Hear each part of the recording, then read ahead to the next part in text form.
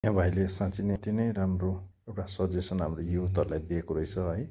अहिले पढेर मात्रै हुँदैन, नोकरी छैन, स्किलको बहुत जरुरी छ। त्यही कारण सबैले पढ्ने मात्रै होइन तर स्किल डेभलप गर्ने त्यो चिज चाहिँ हामीले एकदमै याद गर्नुपर्ने है। हेर्नुहोस् है, राम्रो छ।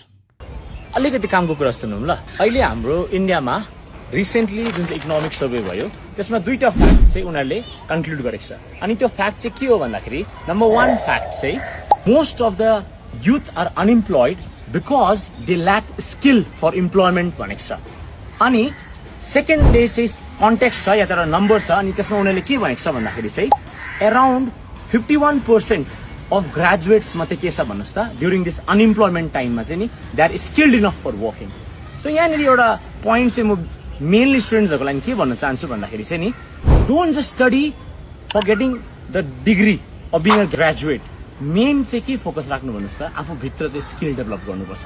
किनकि वर्ल्डलाई चाहिएको चाहिँ नि इट्स नट बुकिस नलेज, त्यो मात्रै छैन। अब अहिलेको नानीहरू किन मोटिभेटेड हुँदैन स्टडी गर्नु भन्नुहोस् त बिकज उनीहरूले एउटै माइन्डमा के थट छ 10 मा पढ्नेलाई पास भएर 11 जानु छ, 11 मा पढ्नेलाई पास भएर 12 जानु छ। तर रिमेम्बर वान थिङ, तपाईले पढ्नु भएको एजुकेसन चाहिँ तपाईलाई फ्यामिलीले किन पढाउँदैछ, तपाई किन पढ्दैछ भन्नुहोस् त you have to be employed at a certain age. अनि त्यति बेला गएर सोचेर हुँदैन अब ला के गर्नु म भनेर। तर now is the time, what you sow is what you reap. So अहिले तपाईले हार्डवर्क, डेडिकेसन, फोकसलाई तपाईले यति बेला सो गर्नुभयो, तपाईले रोक्नु भयो भने नि पछि गएर you don't have to worry about getting employed. So remember, यो चाहिँ म फ्याक्ट तपाईहरुलाई बताउँदैछु। त्यो चाहिँ के हो भन्दाखेरि चाहिँ नि स्किल डेभलपमेन्टमा फोकस गर्नुहोस्। आफ्नो मेन तपाईको स्किल कहाँ छ त्यसलाई खोजी गर्नुहोस् पहिला, देन गो अहेड।